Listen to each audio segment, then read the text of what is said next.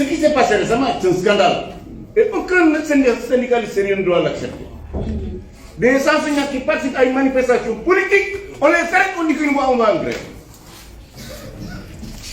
Et quelle activité politique d'ailleurs?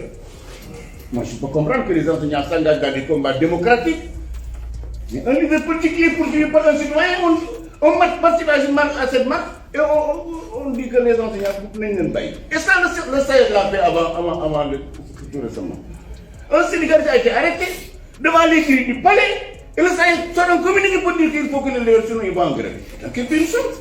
Et je me suis permis d'appeler le secrétaire général pour lui dire qu'il faut arrêter. Le syndicat des médecins l'ont fait. Des médecins, enfin des personnes de santé ont été impliquées dans une affaire qui a entraîné des morts.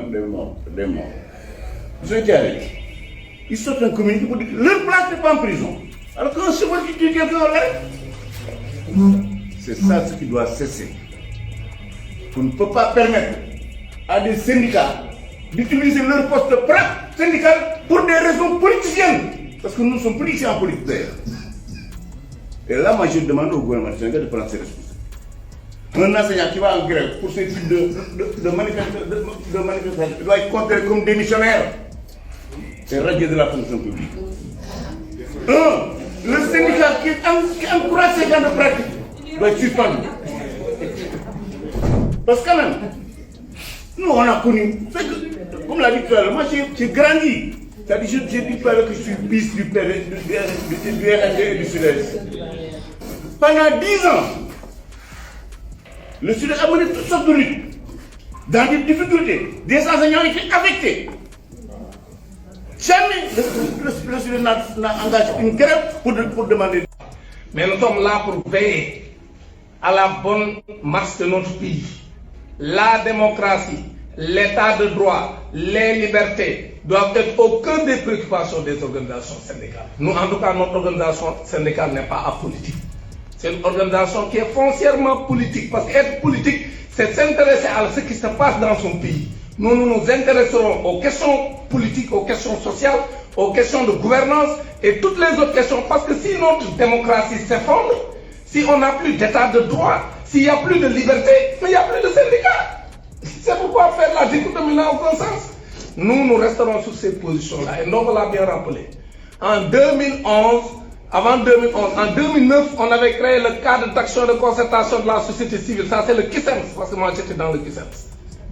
J'étais donc dans le territoire national du KISEMS. On avait dit à Mamadou Mboye, reste devant.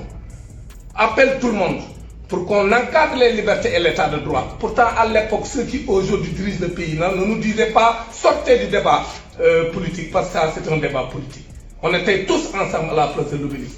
On était tous ensemble pour combattre le régime de Wade qui était en train de tripatouiller notre constitution pour avoir un troisième mandat. On était à la place de l'Obélisque ensemble. Mamadou Mboye, d'ailleurs, même après remplacé Alioune Tine.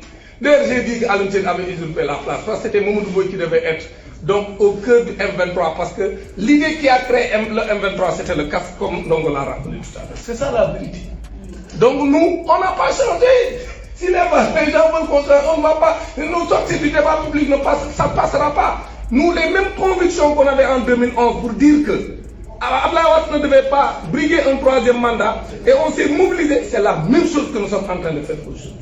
Maintenant, le recul démocratique, n'en parlons pas. Aujourd'hui, les anciens sont dans les prisons, tout simplement pour avoir fait un poste. Moi, qu'est-ce que je n'ai pas dit à ce ministre Kalidou Diallo?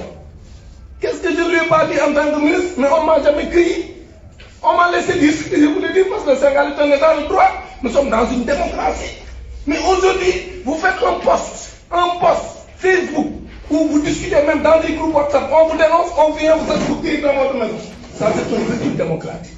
C'est pourquoi les organisations syndicales exigent la libération de tous les enseignants qui sont détenus dans les prisons. C'est un facteur de scandale. S'ils ne le font pas, nous allons faire la confrontation à la reprise des vacances. Ça fait 5 minutes, donc je donne 2 minutes. Maintenant, c'est dommage.